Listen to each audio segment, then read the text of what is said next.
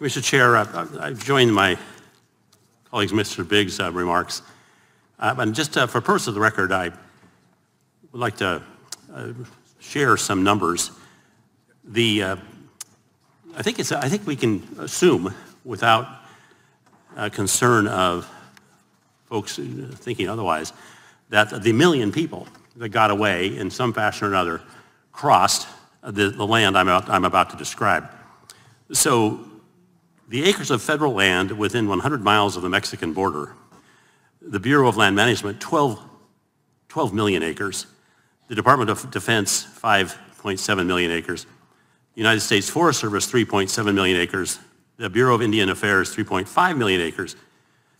The other 2.2 million acres, and these are all, the Bureau of Reclamation, 21,000 acres. Total federal acres, 30 million within 100 miles of the Mexican-American border.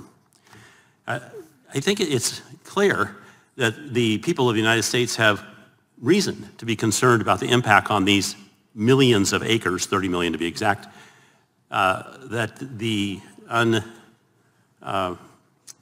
unstopped flow of immigrants is causing. Also, I want to go back to some remarks that were made about the wall. I have here, Mr. Chair, 5 pages, single-space list of the different types of creatures, endangered, threatened, candidate species like to be affected by construction of Trump's border wall.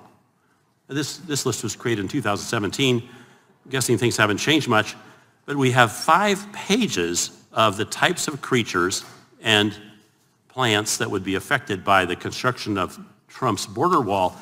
Could we assume safely that the million people that have come across unapprehended this year may have had some impact on these 5 pages of endangered and threatened candidate species? Could we assume that? And I'd like to offer this for the record, Mr. Chair. Without objection. I would normally take the time, but it's late in the day, to read down through some of these creatures, but don't you think the American people should know the type of impact that this so-called secure border, the folks crossing into the United States are having on their property? That's what this resolution asks for. It's pretty simple. What better thing to ask these agencies for than the conditions that are being created by another agency, that is Homeland Security, failing to stop the traipsing of these people across these sensitive and public lands.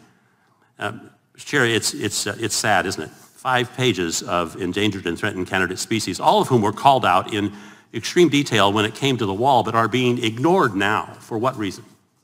Are they being less hurt? Unlikely. With that, Mr. Chair, I yield back.